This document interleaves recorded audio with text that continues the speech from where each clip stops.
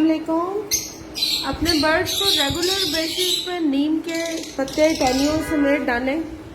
आपको कभी भी किसी भी वर्म आउट जेल या किसी भी ऐसे प्रोडक्ट की ज़रूरत नहीं पड़ेगी जिससे आपने उनको डीवॉर्म करना है।